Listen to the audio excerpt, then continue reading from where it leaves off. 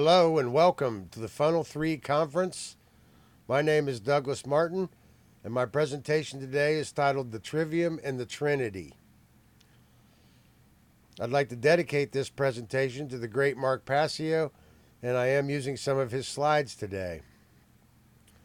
Everything that I discuss today will not necessarily be fully illustrated. So let's start with the plane of effects. Now here we see in the illustration the patron of the movie theater is yelling at the screen, dissatisfied with what he's seeing on the screen, and he's demanding change. So he's not going to really experience any real change in this modus operandi. And what he really would need to do is go up into the projection booth and change the reel. So this is allegorically the same as operating in the plane of effects. So in order to fully understand this, we need to understand what is truth. We need to understand that truth is objective and independent of people's perceptions, and that our responsibility is to align our perceptions to truth. We can never know the whole of the truth. That would be like the mind of God. But what we can do is we can learn to understand the moral laws of creation and align ourselves to that, what we can term natural law. So ignorance is the true adversary. But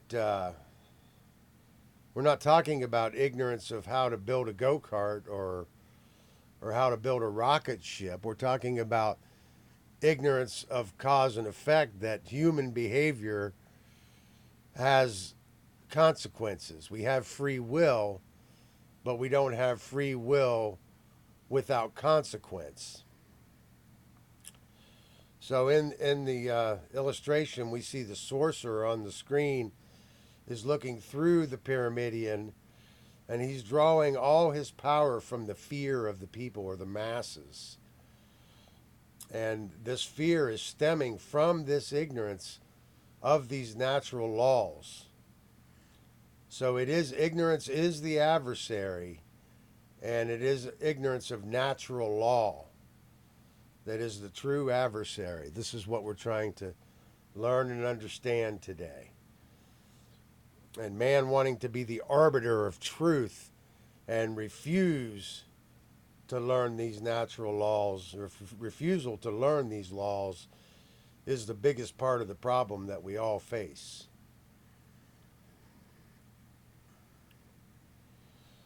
So what are the liberal arts? Well, typically the liberal arts are associated with the seven, and that's broken into the Trinity and the Trivium and the Quadrivium. And I'm typifying this with the triangle on top of the square, which is equal to the 3 over the 4. And it allegorically implies the spirit over the physical. So the 4 represents the physical, while the spiritual represents, the 3 represents the spiritual. What's going on in our psyche that's manifesting what we experience in the physical realm. That's what this is about. And this is one of the earliest, purest forms that we could find this concept of this 7, the septenary in, is this triangle on top of the square. And I talked a lot about this in my very first presentation. And it's highly esoteric. It requires a deep study, but we can flesh this out.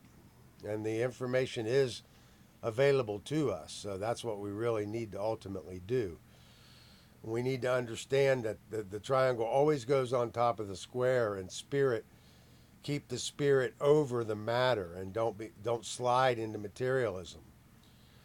The great Chinese scholar Herbert Allen Giles, in his Religions of Ancient China, stated that most of the Chinese scholars did not have much trouble understanding the concept of the great monad, splitting into 2, both masculine and feminine principles.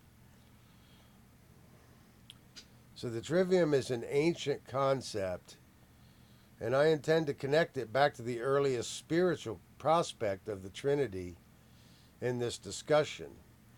So this goes all the way back to man's earliest notion to reason and use his faculties of reasoning and attain consciousness and ultimately balance to raise from the two-dimensional plane into the three-dimensional reality.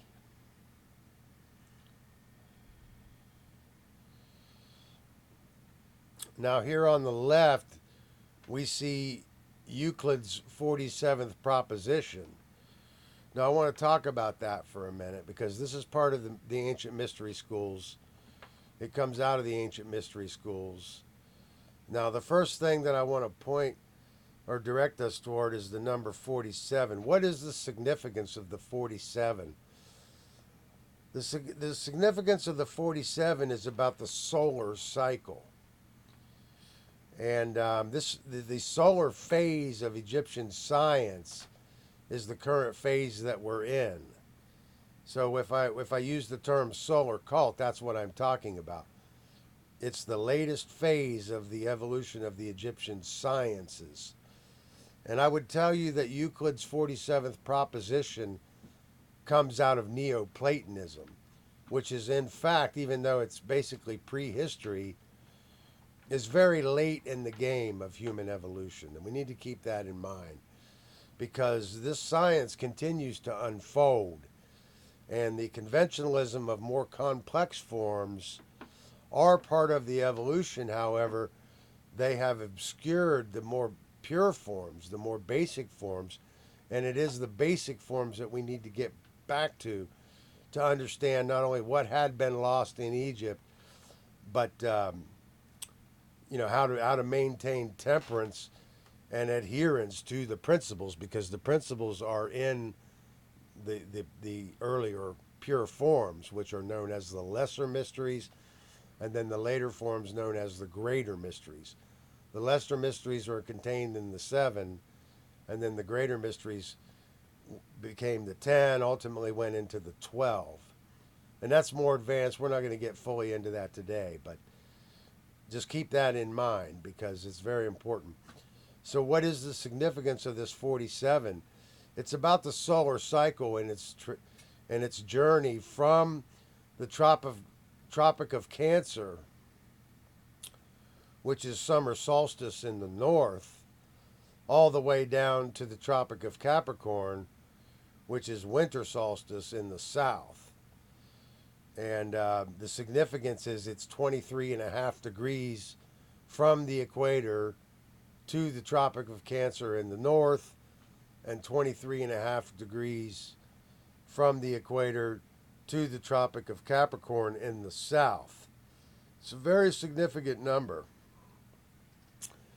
And the 3 is a very significant number, and it represents our earliest concept of the triune concept. It's the earliest. The three is a sacred number, as I've stated in the past. The early number, or the numbers, and the odd numbers always represent the spiritual, and in the even numbers they correspond to the physical. So you want to keep that in mind. So we have the 3 over the 4, the spiritual over the physical, spirit over matter. Now on the right there, I'm showing the dog because I wanted to show you that sign language. Because see, most of these concepts predate modern languages.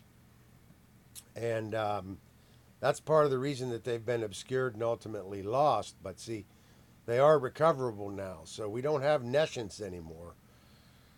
Now it's possible that we can aggregate enough information to really understand the Egyptian expression and then ultimately flesh out the Egyptian science. And a big part of the Egyptian science is about form.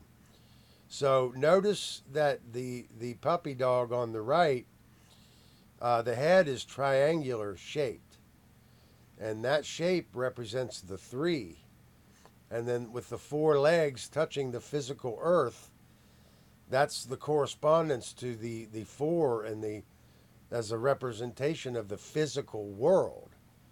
So you see the three, the spirit in the head or the psyche goes on top of the four.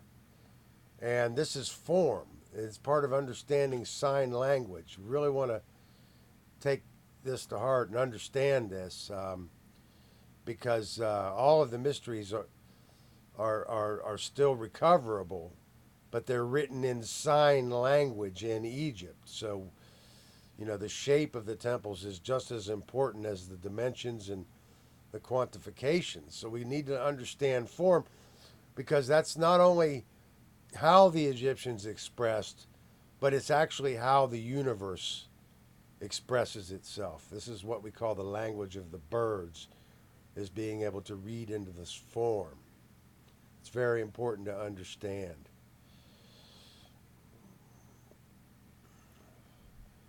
So why is it called the Trivium? Well, as I stated, it's dealing with the earliest concept of the triune concept.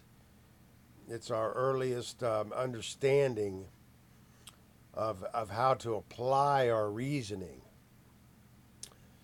It comes from the Latin tre or tria, which is three, and via a way, a path, or a road to truth.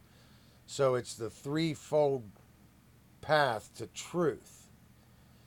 And the trivium is inextricably and intricately interwoven with the human psyche. It's a pathway to truth, how to know anything or learn. It's dealing with ontology and epistemology. And the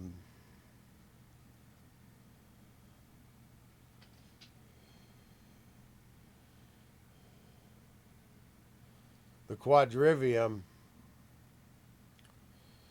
is arithmetic, geometry, music, and astronomy. These are the quantification methods of measurement.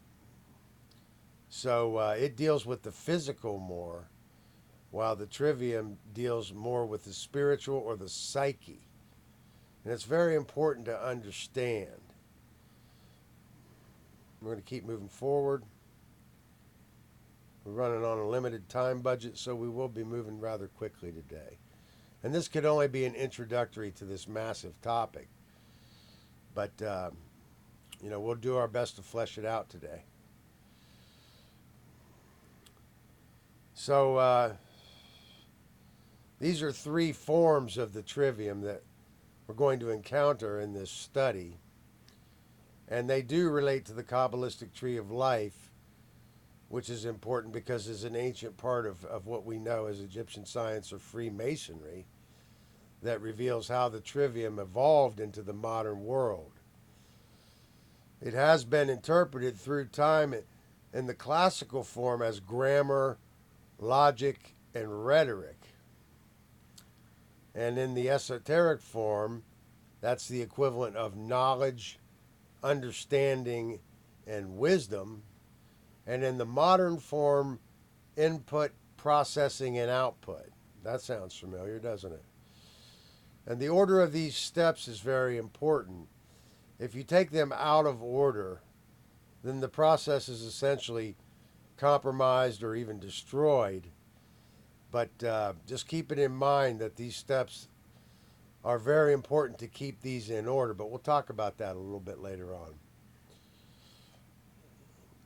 But it helps us discover, the trivium helps us and is essential to helping us to discover the why. And without the why, there can be no answer. We'll keep moving forward.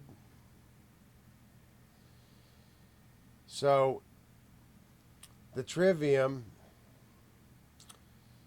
in the input stage, which is the modern form of the trivium, also corresponding to grammar and knowledge,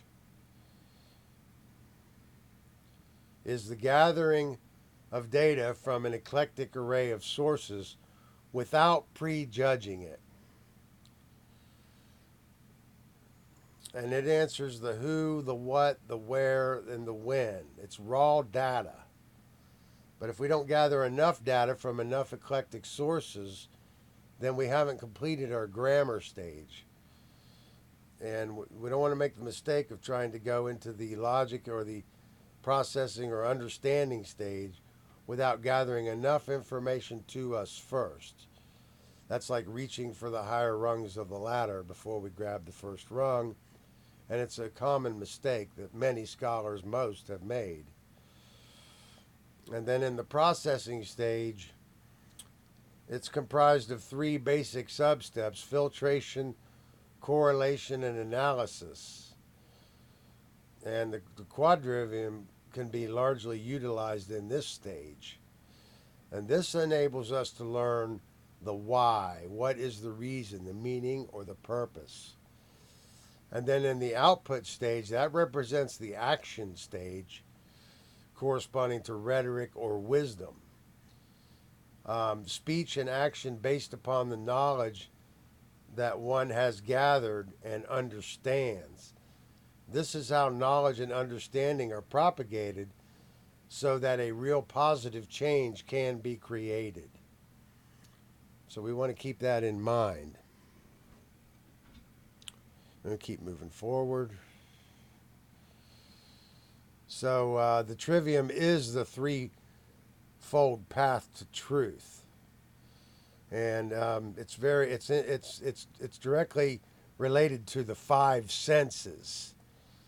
So this also kind of corresponds to the 47th proposition of Euclid, but that's more advanced. We're not going to get fully into that today.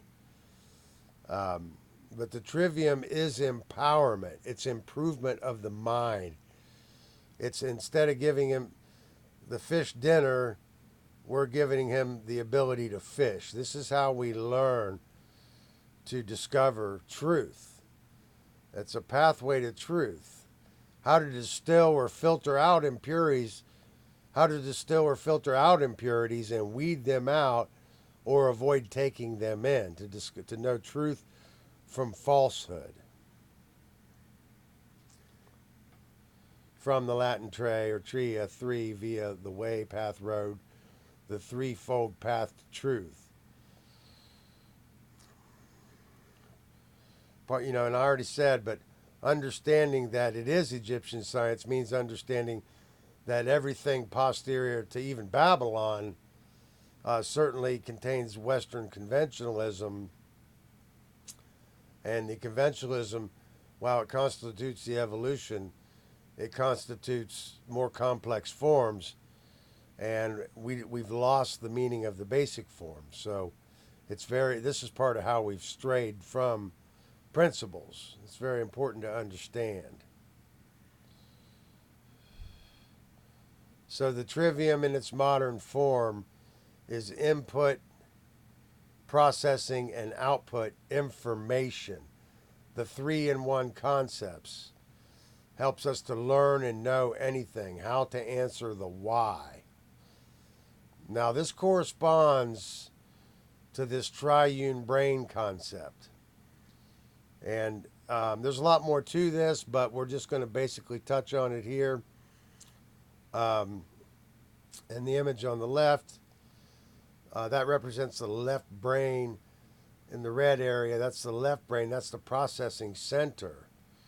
So the logic comes in, or the information comes in through the right brain. And these colors correspond to that. So the blue is the color of reception. And the red really corresponds to action and output, but also organizing and logical process. So the left brain deals with intellect, while the right brain is more intuitive. It's more open, it's more broad, it's the feminine brain, with the left brain being the masculine brain. And how this corresponds to this triune brain model, we see the base stem of the brain is the R complex, Well, in a left brain imbalance, the R complex would set up as executor and make self preservation as its highest directive. So you'd have thought and action without the emotions. And that's the nature of the ego. That's also the nature of government. It corresponds directly to government. So we have to understand that the highest directive of any government that we set up that's coercive is corresponding to this left brain imbalance concept of masculine dominance, and self-preservation will always be its highest directive. So it will always inevitably, by its very nature, seek to draw all power to itself and eliminate any potential threat or resistance to it. That's very important to understand. And this is actually corresponding to the Trivium in the sense that you have the Father, Son, and the Holy Spirit in the modern form of the Trinity corresponds to this triune brain with the R complex representing the action, and then the mammal emotional brain, limbic middle brain, corresponding to the emotion, and so, and then the frontal neocortex corresponding to the higher order thinking, where the evolution occurs. This is the gray matter. It's the newest part of the brain, but this is directly connected to understanding the Trinity, and more importantly, the Trivium method, because if we don't get this understood correctly and have the whole 3-in-1 concept, then we could end up in an intellectual imbalance, which is a left brain imbalance, or an intuitive imbalance, which is a right brain imbalance. And there's a lot more to this, but I've talked about some of it in my earlier work. And it's very important to understand. We definitely cannot understand the triune brain without understanding the reptile, the mammalian, and the human brain, which is the frontal neocortex. And the key is to bring these polarized hemispheres into a balance, and that's actually what causes the evolution to occur. And it's what allows us to take right action in the world, which we can call the divine spirit, or the Holy Spirit, or the Son of God. The Son of God is a metaphor of right action in the world. It's very important to understand. There's a lot more to it, but we're going to keep moving fast today for time's sake. So the Trivium is very much like a computer. And this is the modern form that we call input, processing, output. And we can see how important it is to keep these steps in order.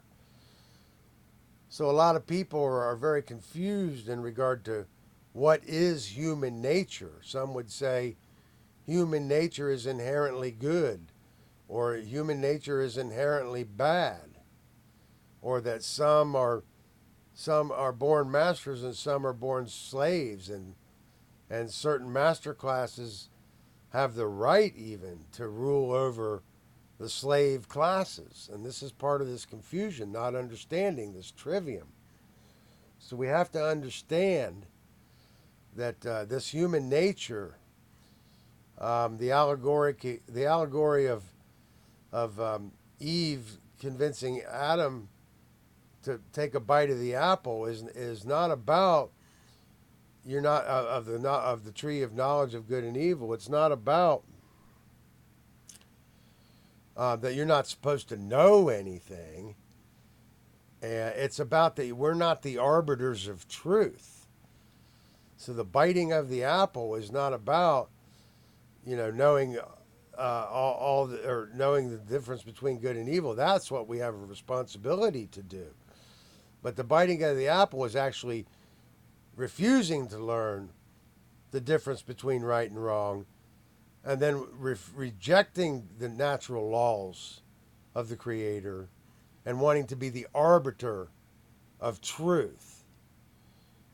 And this triune concept, it corresponds in the evolution of Egyptian mythos to the early stellar cult, and then the later lunar, followed by the solar cult. So the three phases of the Egyptian mythos correspond to this. And that's part of understanding how this was understood even in the earliest phase.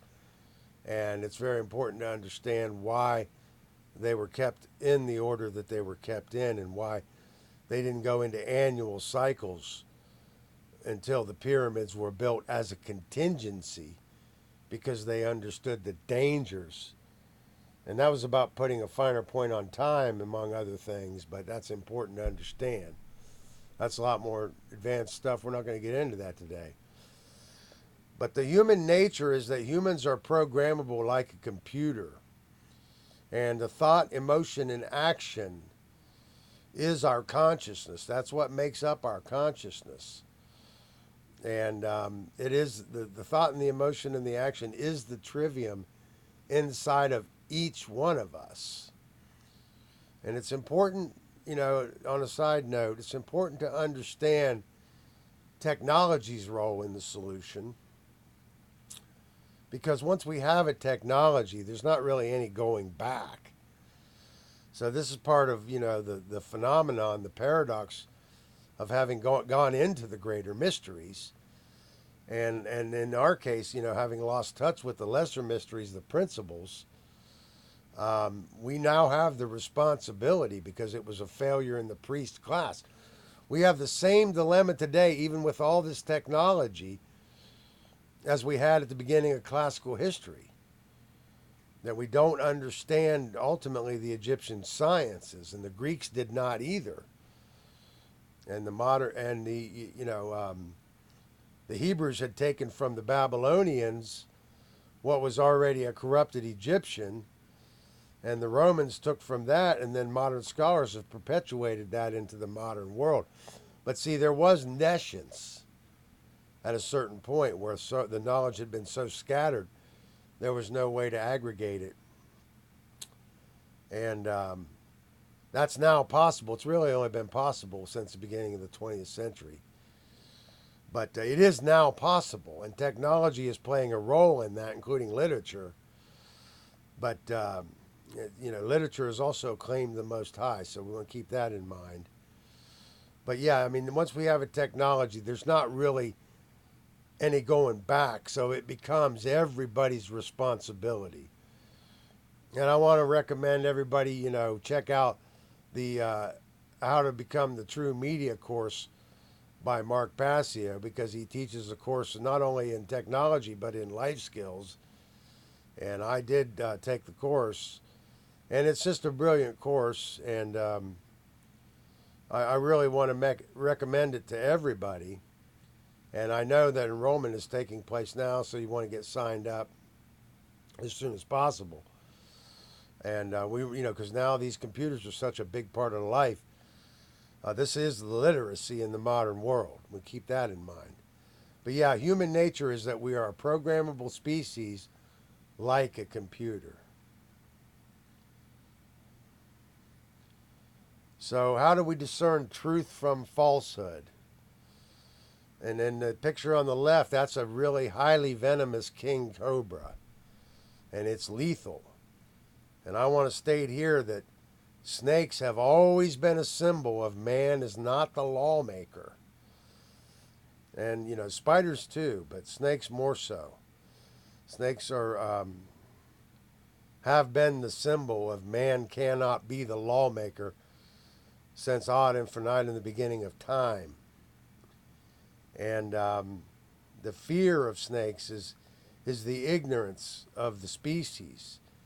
So through the education of these species, we can dispel that fear and learn to understand these strange creatures. So on the left, we have this king cobra, which is absolutely deadly and lethal. But on the right, we have this what's called a false cobra. This is a bamboo cobra. And knowing the difference between these is a life and death prospect. So it's a very important responsibility, especially if you live in the regions where these particular creatures live. This was part of the ancient concepts is partly understanding the animal sociology, because that's part of how the expression is. But let's just keep that in mind as we move through this. So the bamboo cobra does have venom, but mild, no known danger. It's very common. Its active period is during the day. It has a wide range of colorations. It's terrestrial and active during the day. Will flatten its neck to display a cobra-like hood when it becomes defensive. So we need to know truth from falsehood. And then its average size is basically 1 meter. It's rear-fanged and technically venomous, but not known to be even dangerous to humans at all. And there's many other forms of these false cobras, especially in Africa. There's different types. And there are local species here, like the hognose snake, that uses a hood that's completely harmless to frighten its enemies. And it also plays dead, the hognose does. They're very neat creatures. But the king cobra is highly toxic, potentially lethal to any creature on Earth. It's not common. It's active during the night and day. It's actually considered the most intelligent of all snakes, because this is one of the only snakes that actually will stay with its eggs until they hatch. Most snakes just lay their eggs and leave them. But this is considered one of the most intelligent snakes. It's very large. They actually get up to 18 feet long. And it's hooded when disturbed. That's your warning sign. Do not tread on me.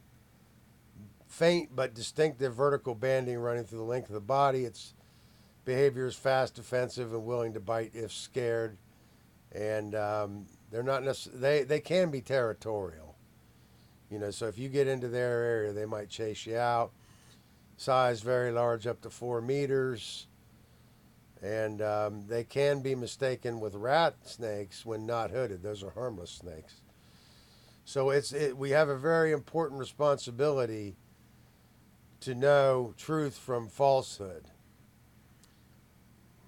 And we need to understand that, people are often stuck in ego or solipsism, because what we said, they want to be the arbiter of truth, and they think perception is truth, and perception wavers wildly from the truth. It can or often does, but the ego only needs the tiniest amount of wiggle room, to refuse the truth and get back to being the arbiter of truth. So we'll keep moving forward. So the quadrivium is the fourfold path. And the combination of the trivium and the quadrivium gives us 7. The 3 and the 4 gives us the 7, the septenary, the 7 gods, the 7 steps of the ladder, the 7 chakras on the tree of life. The Great Pyramid is in the 7. That's the ritual in stone of Horus and all his doctrines. Ursa Minor, which is where it was stored, which is what the pyramid actually is, the ritual in stone of the 7, and Horus and all his doctrines, stored in Ursa Minor when it moved from the south into the north. But yeah, so that's, more advanced material. We're not going to go into that today. But this quadrivium, it represents this fourfold path. So let's talk a little bit about that. It deals with the physical realm, how to quantify things, measurements, things like that. The physical sciences, if you will. So the quadrivium is arithmetic, geometry, music, and astronomy, which is interesting. And we know a lot of schools are trying to eliminate the music from the curriculum, and I would tell you that would be a dire mistake, because without understanding the sciences of the music, we're never going to understand the Egyptian sciences and the full significances of the 7 and the 8, with the 8 being the 1. And it's very important to understand. But, obviously these are the physical sciences, and the sacred geometry is key to understanding the unfoldment of truth discovery, the unfoldment of the evolution of human knowledge and the human story, because it's archetypally unfolding. This is the way it all packs neatly back into the most basic archetypes, because it was an unfoldment. And this quadrivium, remember, it deals with the physical sciences, but it's the fourfold path to truth. And both trivium and quadrivium, they work in conjunction or in tandem with our 5 senses. So that's where we're getting the 3, the 4, and the 5. Very important to understand. So arithmetic and the earth, air, fire, or the air, earth, water, fire, and then ultimately ether or spirit model, which is the 5. It's very important to understand. These are elemental powers, and this is part of understanding the earliest Egyptian sciences, is understanding that model of the air, earth, water, and fire. And then we have the corresponding symbols that go with those shown, depicted in this table. So the arithmetic is the study of quantity involving the combination of numbers through addition, subtraction, multiplication, and division, pure construct, and abstraction.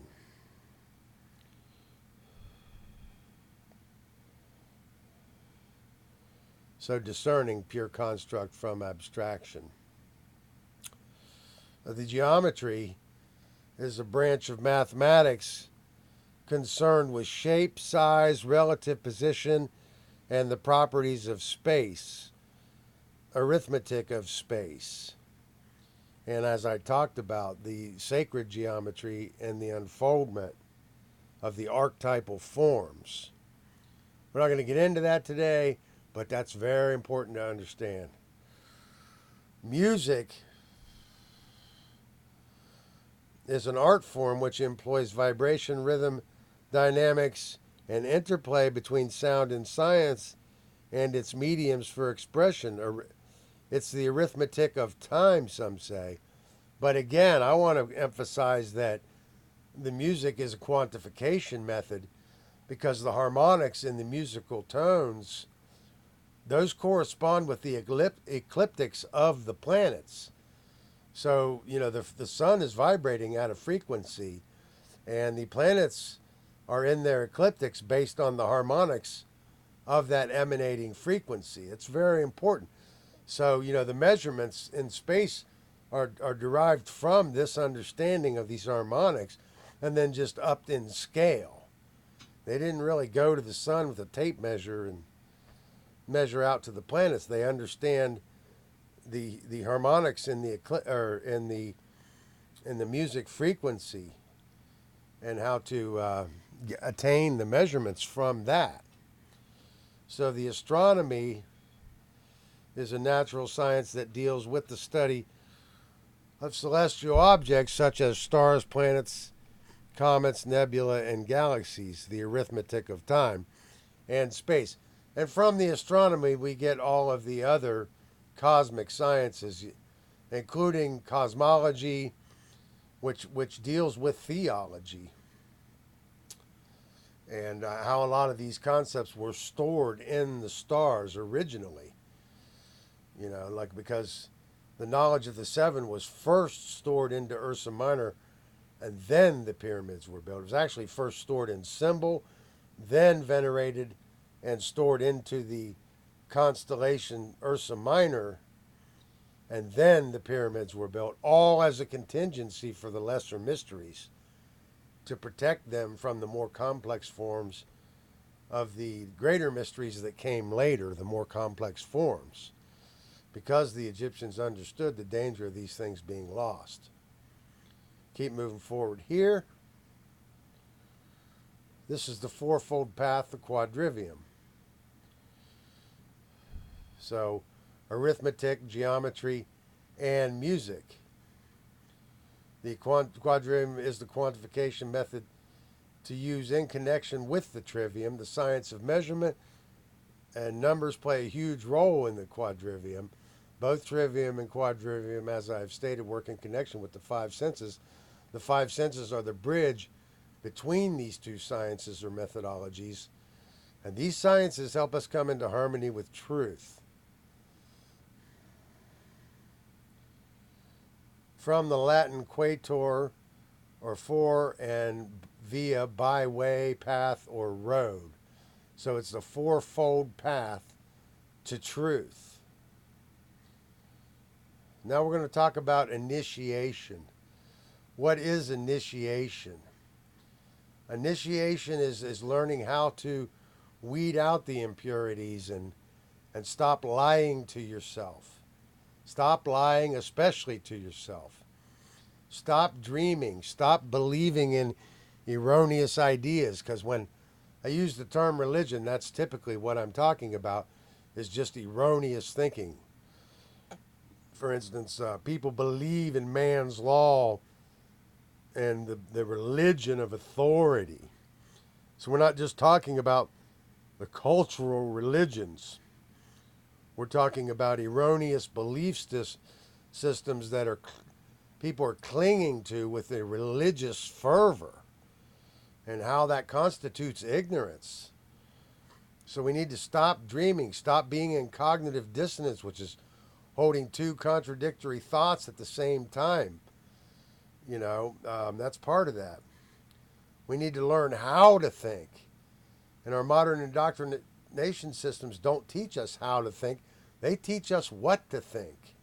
They try to give you the fish dinner. They don't teach you how to fish. So we have to have this trivium and quadrivium to understand even how to think, how to discover truth, how to learn and know anything.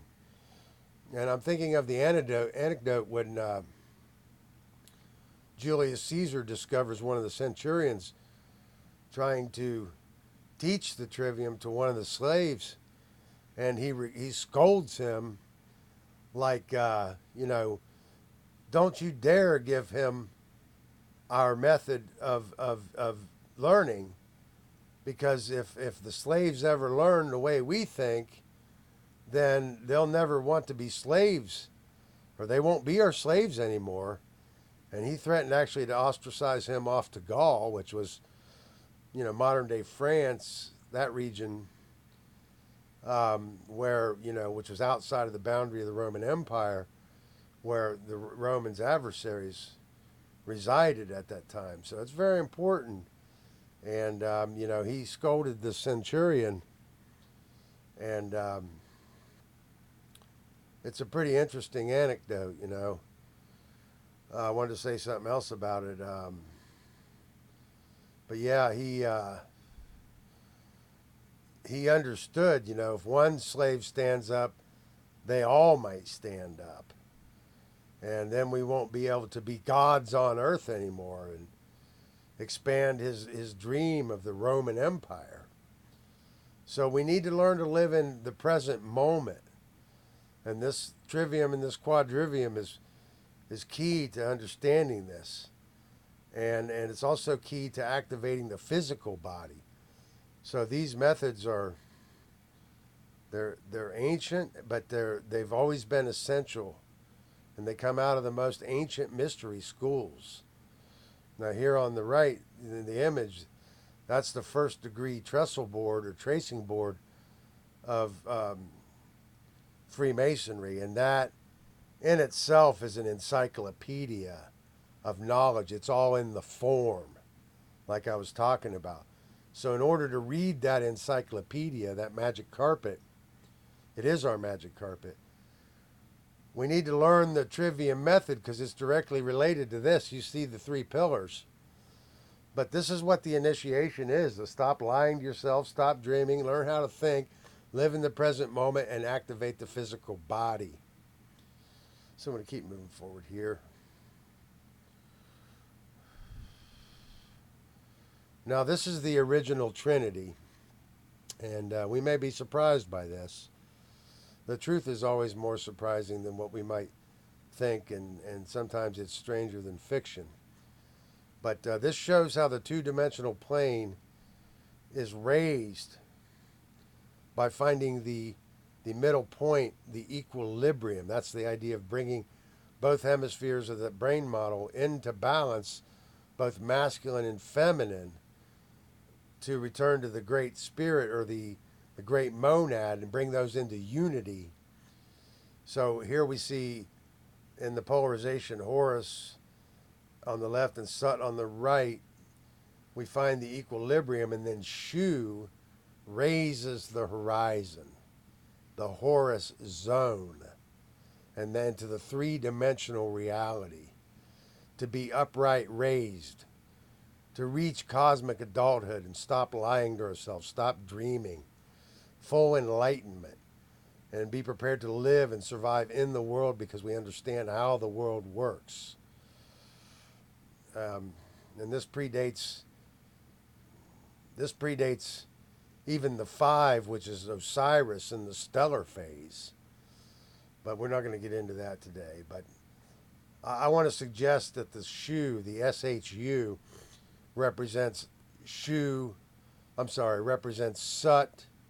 which is south of the god of the South Pole, and Horus, which is god of the North Pole, and then Shu equating to the equator, but also Shu, it represents Sut, Horus, and you raised into the three-dimensional reality. It's a lot more to this stuff. That's what you got to understand. And I'm just trying to expedite this. But this is what I would tell you is the earliest Trinity, and the modern form of this Trinity is the Father, Son, and if we call it the Holy Ghost, well, then it's an anachronism. So the Holy Spirit is about willpower. And we want to understand that we have free will, but we don't have free will without consequences. So keep moving forward here. This is a pretty advanced slide, but just keep this in mind. We'll talk a little bit more about it as we get to the end of this. So these are the three degrees of the pure forms of Egyptian science: the first, second, and third degrees, the entered, passed, and raised degrees. And these are very important to understand. And each one of these trestle boards or tracing boards is a book in itself. So just for an example, the middle board there is the past degree, the second degree, the middle chamber, and you see the imagery above the physical world, which is represented by the waterfall and the nature scene there. That's the physical world, and the board above that represents the model of the human psyche, with the left pillar corresponding to the left brain, the masculine, solar, and the right pillar corresponding to the right brain, feminine, lunar pillar. And there's a lot more to this, but you can see how ancient it is, and you can see how relevant it is as you start to flesh out this symbolism, start to learn and understand that these are all very, very important to understanding the purest forms of this trivium and how ancient, how far back it actually goes, coming out of the most ancient mystery schools in Egypt. We keep moving forward here. Well, I want to say that many believe the trivium's origin may be lost to antiquity, but in regard to the human story, the trivium can be traced all the way back to the earliest totemic sociology.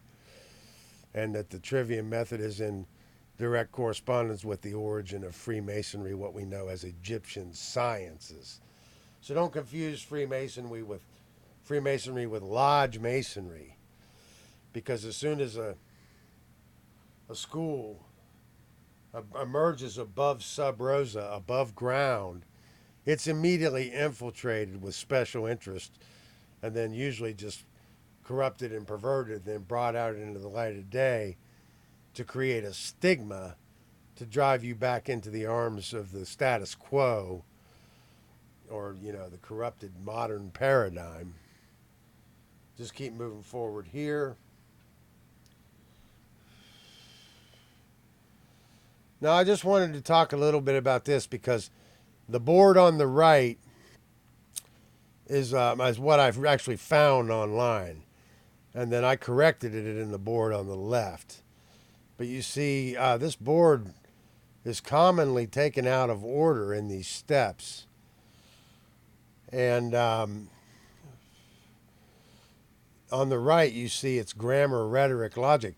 So he would be in his rhetoric phase before he had processed the information, and he wouldn't know what the hell he was talking about, quite frankly, because, he's putting the rhetoric before the logic. So how can that be? Well, one thing I wanted to say about it is, if you take it out of order like that, you essentially have destroyed the Trinity, or the Trivium, I mean. So on the left, you see there, I've restored it to its correct order. The classical order is very important, and not to take the steps out of order is very important. However, it is true that we have to consider, let's say, that sometimes it's necessary to say it wrong to expedite the process of doing more diligence in the grammar stage, and then processing it better in the logic stage before we get it right. So if we go out and say it wrong, it can compel us to come back and learn it better and say it right. So it can have that positive effect, but we got to keep in mind that if we take these out of order, it's detrimental to the process. It can defeat the entire methods. But just keep that in mind. I wanted to show this as we go through this, so it's pretty important to understand.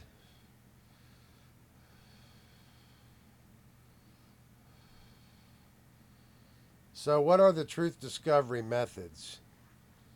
I don't have slides for everything to fully illustrate it, but I want to mention apophasis because it's one of the most important ones. It's called apophasis, and apophasis is affirmation through negation, by way of negation. So we can discover what something is by discovering what something is not.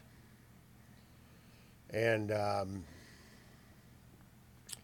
for instance, if you ask people what is a right, what is a human right, and where does it come from, most people can't give you the correct answer. So only through apophasis can we really discover what a right is, because our rights are infinite. And they don't come from man or governments. They're not ordained or established by governments or man. So only by apophasis can we discover what a right is. And we can understand what a right is not, because our rights are infinite. We can understand it through this apophatic method, which is affirmation through negation. And as an example,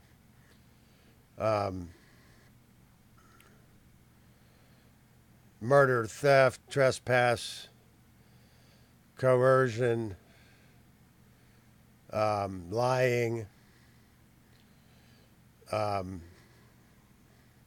There's 7 the seven true deadly sins um, that we cannot do, that we have to refrain from, because they will give us a negative effect. And by understanding what a right is not to murder, is not to trespass, etc., we can understand what a right is. So there's a lot more to apophysis, but I want to put the emphasis on it's one of the most important of the truth discovery methods. And we've covered the liberal arts, just basically skimmed over them, but the trivium being the threefold path: grammar, logic, rhetoric, or input, processing, output in a modern form. And we covered the quadrivium as a quantification method, dealing with physical sciences, arithmetic, geometry, music, and astronomy. Now I want to talk about this Hegelian dialectic, which in its pure form is how to take two parts of a problem and then synthesize a solution, is really what it was about. But that's called synthesis, antithesis, and I'm sorry, that's a typo on the slide. It's thesis, antithesis, and synthesis, which corresponds to knowledge, understanding, and wisdom, as you can see. So the real Hegelian dialectic is thesis, antithesis, and then synthesis. But in the negative form, we know it as problem, reaction, solution. Create a problem, wait for the outcry for government to step in, and then government steps in with a predetermined solution. This is also known as polarization dialectics, or a controlled opposition. And this is the typical modus operandi of government, because government's first directive is self-preservation, and in order for it to forward draconian policy while still trying to keep the moral high ground, wrap it in quotes, it's going to use this type of a deception, and the idea of democracy, which is mob rule by the most ignorant, to bolster its claim. And then to really fully utilize and understand this Hegelian dialectic, we really need to understand logical fallacies. And I'll just try to give you a few examples of these logical fallacies. But it's very important to understand. Now, what you really would want to do is you want to put a study into that. But understand that these logical fallacies, and studying them, is an important part of understanding the positive and the negative uses of this Hegelian dialectic. But for example, here's an example of some logical fallacies just off the top of my head. Something like, it's the idea that you only have two choices. It's related to that. It's a controlled opposition in that way. So like if they might say something like, or it might sound something like, if it's being censored, then it has to be true.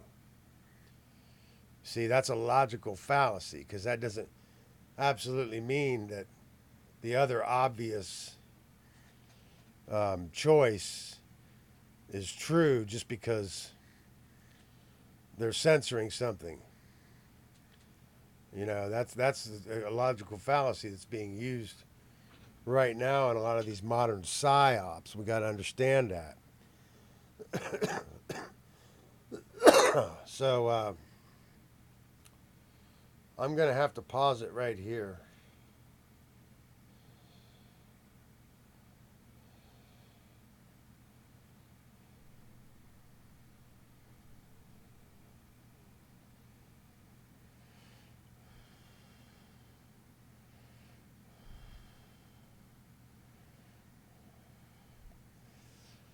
So the Hegelian dialectic is the framework for guiding our thoughts and actions into conflicts that lead to a predetermined solution in its corrupted form.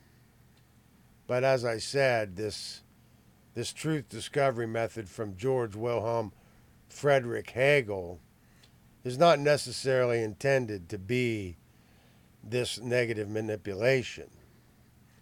But this is how it's used in a corrupted form. So we need to be aware of this to understand controlled opposition in this polarization dialectic that is what's used to forward draconian policy, unpopular policy, to move the Overton window of draconian policy forward. And this is accomplished by manipulating consciousness into circular patterns of thought and action.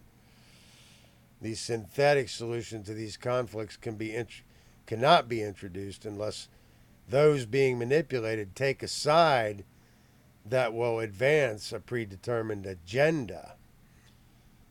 And it's important to understand that only one side in this controlled opposition has to buy into this dialectic, because then it will attack the other side and draw in the other side. And that's very important to understand.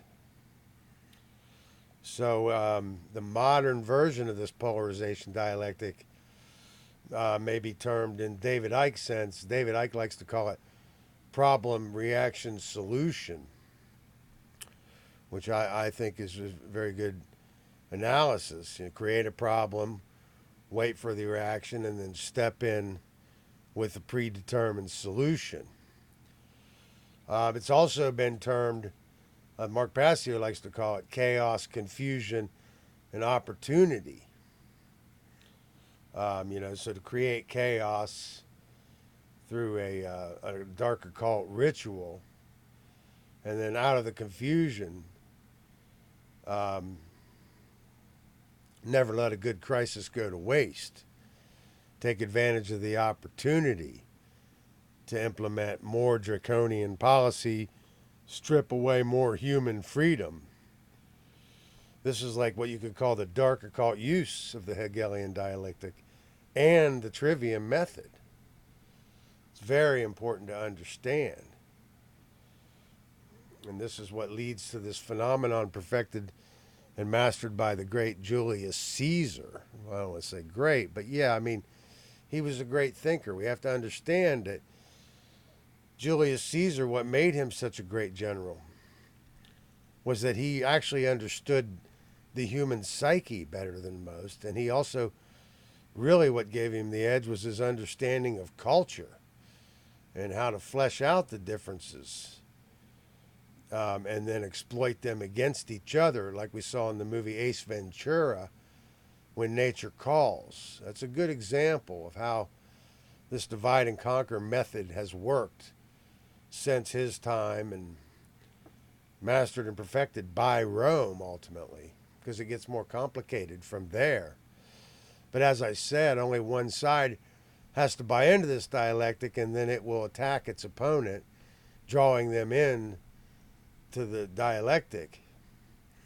And today they've got us divided on every front, to the point where they're inventing new ways to get us divided. But, some of the classical ways, or the typical ways that we can expect, is, young versus old, black versus white, race issues, rich versus poor. But the ultimate divide would be the man versus the woman, the masculine versus the feminine. And there's a lot to that, because that's what prevents the chemical wedding of bringing both the hemispheres of the brain into harmony, into unison, to create access this frontal neocortex where the evolution or the higher order thinking occurs. It's very important to understand. So we talked about this as controlled opposition, and out of this we get these political cults, or these political dichotomies of You Republican versus Democrat, communism versus socialism. I mean, communism versus capitalism, or socialism versus fascism. But we have to understand that all forms of coercive government are really forms of socialism, even, capitalism or fascism, because ultimately it's about man being the arbiter of truth, man being the arbiter of law, and then making a claim to all property, because all rights are, in fact, property rights. So we really need to understand property. I'm not going to demonstrate that today, but it's just, remember, all rights are property rights, and it's a claim to the Most High. So two very important maxims in law, one being that possession is 9/10 of the law, and there's a lot to that to fully understand it. And part of fully understanding it is understanding that another maxim in law, which is a claim unchallenged, stands. So keep that in mind as we move forward through this. All politicians are posing as saviors, but they're really just grifters, they're con men. And these motifs are esoterically planned. In other words, the one on the left that you see there in the image, I would tell you, was hired for her teeth. And that the one on the right there was hired for the hair. Because that was their qualification to sell their product. It's not because they're the best people for the job, and no one really has the right to have this job because government doesn't have the right to exist.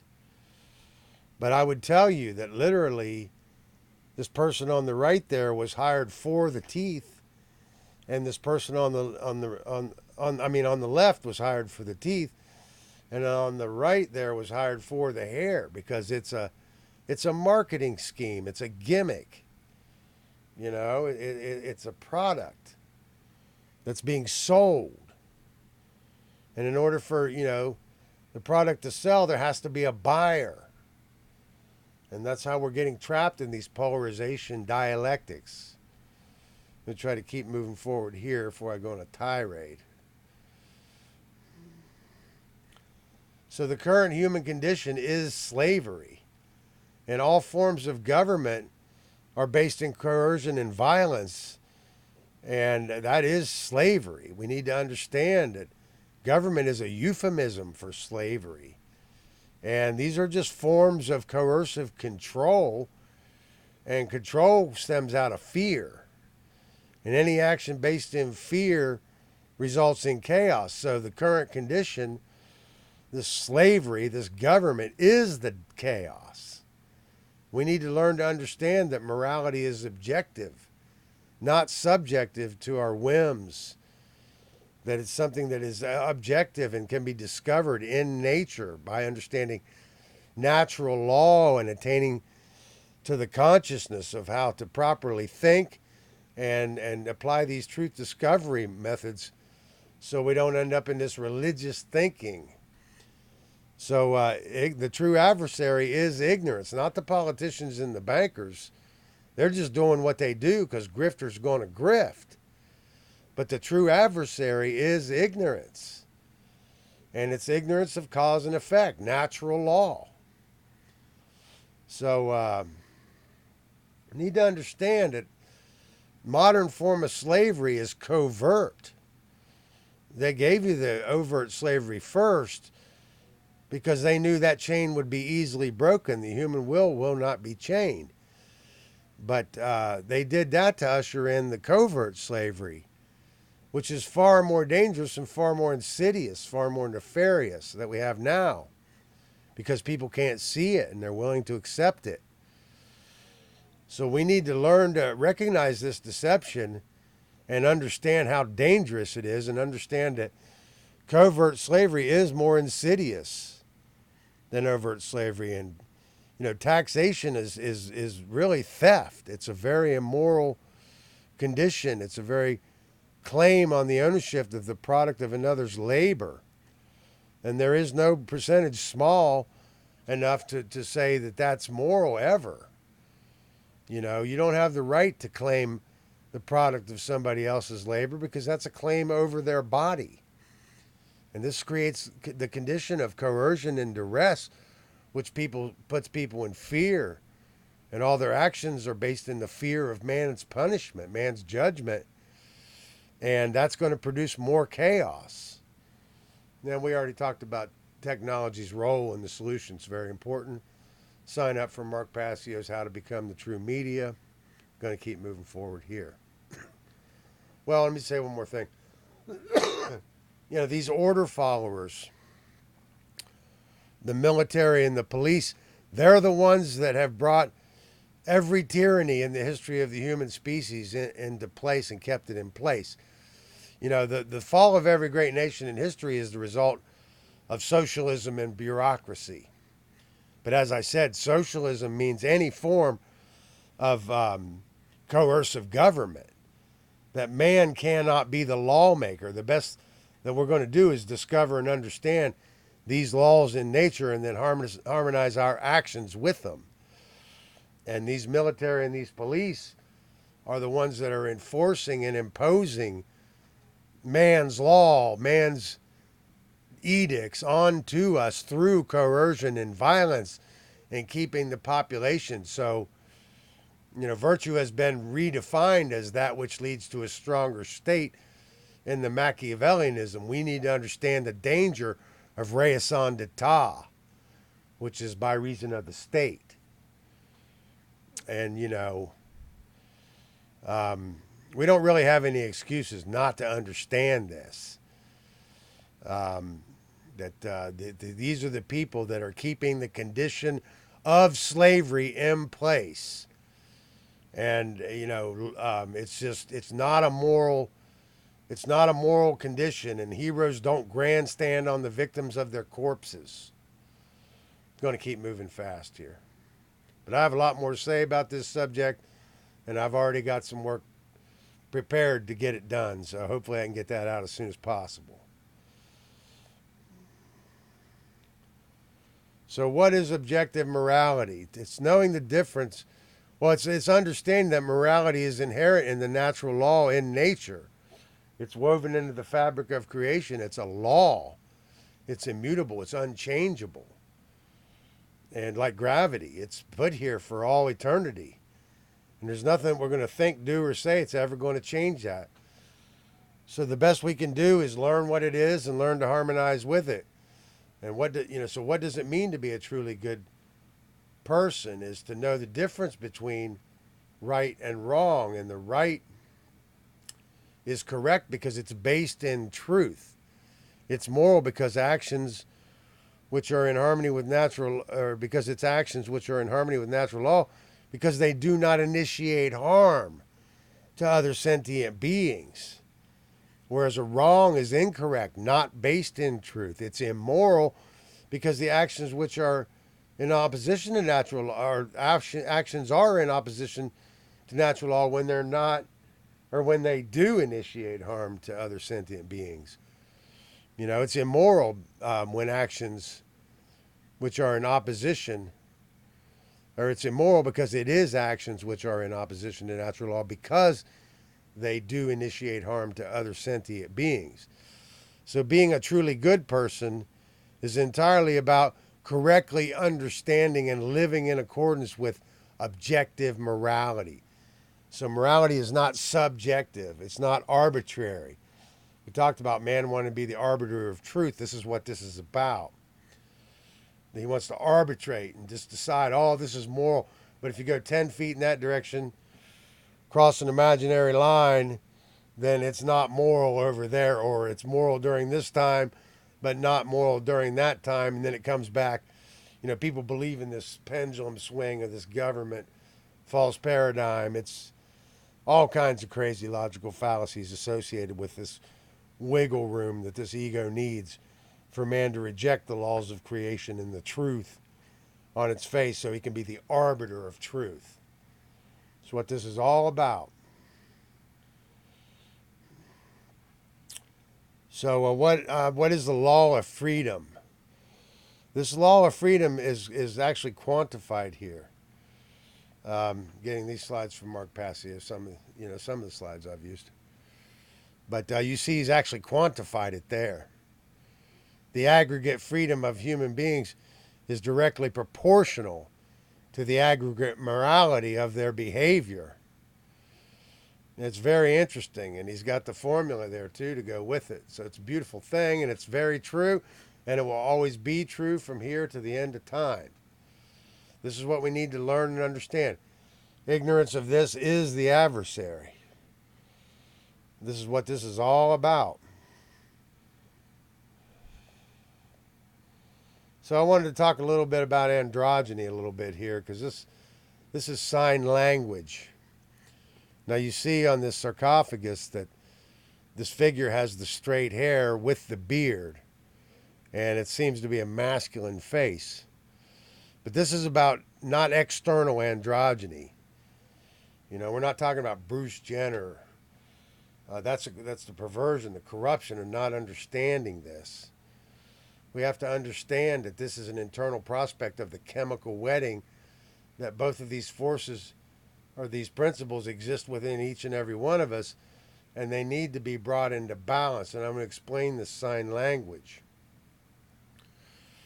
This straight hair is associated with the feminine. And so we see that on the masculine face, the beard typifies the masculine there. But this is not about the bearded lady at the circus. This is Egyptian sign language that typifies internal androgyny. The chemical wedding has taken place, fully raised. And I would tell you that the Native American Indians are Egyptian. And when you see their chiefs with this straight hair, that's about a gene expression override, that they evolved themselves. But it was also rites of passage, there's a lot more to it. But this straight hair was the symbol of the feminine. It was an earned degree in merit. And it's a symbol of this attainment to adulthood, or attainment to a fully raised enlightenment. So the straight hair was associated with the feminine, the curly hair was associated with the masculine. This is about internal androgyny. And we need to understand that this external androgyny is going to be used to forward draconian policy, because now it's an issue.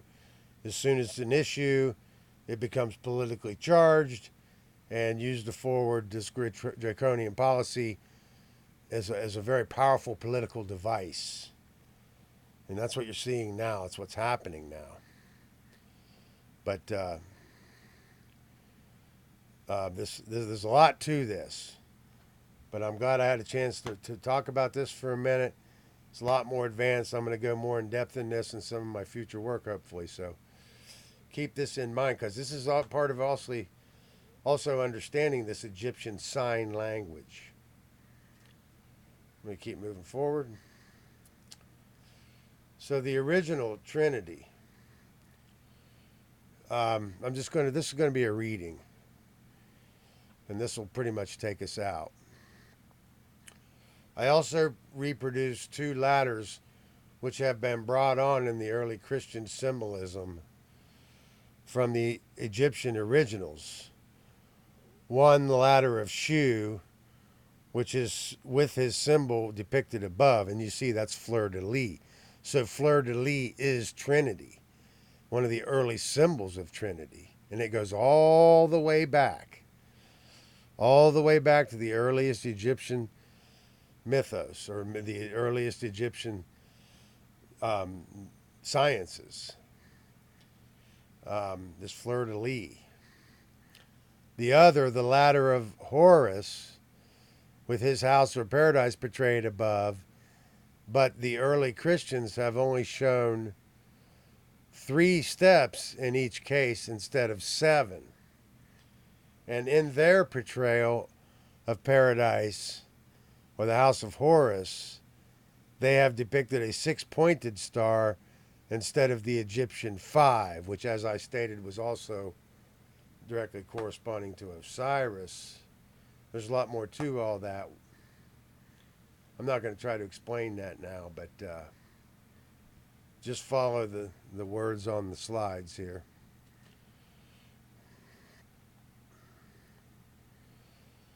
The five-pointed star was a symbol of the house of Horus or paradise. The original six-pointed star of the Egyptians represented the six glorious ones, or the six primary powers uranographically represented by the constellation of Ursa Minor or Little Bear, the stars that never set seen from Old Egypt, with Horus as the seventh, and the portrayal originated during the stellar cult or the stellar phase of the Egyptian mythos. The Christians have put one too many points to the star and left out the central dot, which represented Horus as the seventh and greatest one. A later representation was the seven stars as the seven powers, and Horus was added as the eighth by the dot in the center. Horus was the teacher of the lesser mysteries in his first advent. That is the stellar cult. And the teacher of the greater mysteries in his second advent. That is the solar cult.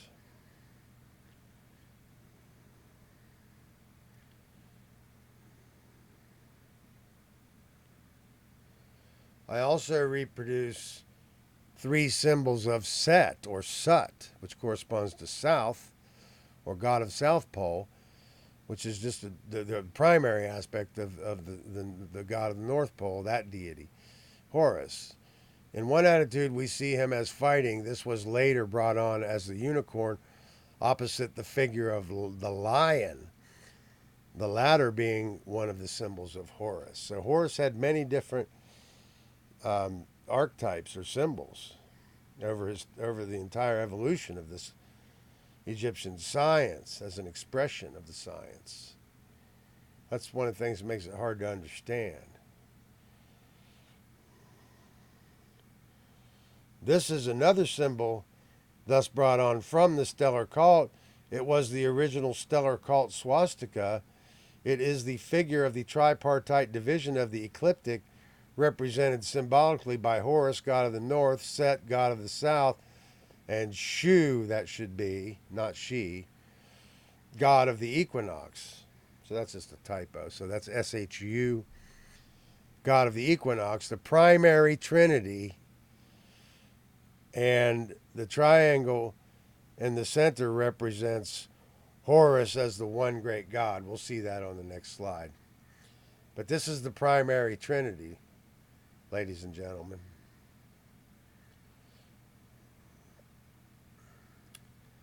The original as perceived has been altered with the Christian symbolism by substituting the three crosses in place of the originals and leaving out the central triangle, the G. And you see the swastika with the three arms in the stellar cult. And this, in the modern lodge system, is used by the York division only. And then you have the swastika with the forearms in the solar cult. So this is a solar symbol of the same original concept. And this is used by all 8 divisions, representing the 4 divisions of heaven. There's a lot more to this, and I'm not going to try to fully flesh it out today. But I wanted to introduce this so we can start working on it.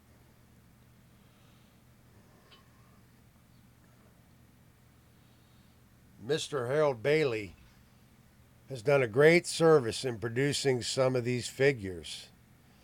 Although I cannot always agree with his decipherment, there are many more in his book, all of which are of Egyptian origin. But what I have shown supra is sufficient enough for my contention here. Brothers can find no written records except in the ancient writings and sign language, quote, of the first meeting of lodges, end quote, here in the British Isles or elsewhere, because there were no written records of present-day terminology in writing. The first old Christian monks in Europe would and did take great care that all writings or traces of writings of the old cults were destroyed, or at least all that they could not make use of and carry on in the new cult. Moreover, the old Christian monks were about the only men who could write at the time. It was a dark and ignorant age. For hundreds of years, the people depended upon what the priests told them, and these were not much better informed as to the truth than the poor, ignorant classes. But for all brothers who take an interest in the origin and real meaning of the rites and ceremonies of our order, there in the ritual of Egypt, written in sign language, lies the true origin of all the mysteries in the world. And in the study of the origin and evolution of the human race can be traced the reasons for the foundations of the same. Not trailing clouds of glory have we come from any state of perfection as fallen angels in disguise with the trump of attainment all behind us, but as animals, emerging from the animals, wearing the skins of animals, uttering the cries of animals, whilst developing our own, and thus the nascent race has traveled along the course of human evolution with the germ of immortal possibilities in it, darkly struggling for the light and growing in a sense of the road being uphill, therefore difficult, and not to be made easy like the downward way to nothingness and everlasting death.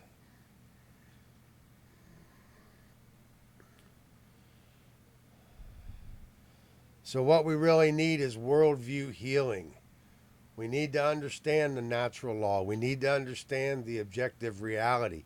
We need to learn to change our view of human nature, understand and appreciate the value of the individual, which is our capacity for understanding these principles, and then our view of the possibility for positive change. And then we will experience truth, freedom, and sovereignty. And only by respecting our own sovereignty can we respect the sovereignty of others. Thank you. That's the end of my presentation. And I want to thank everybody that's part of this conference.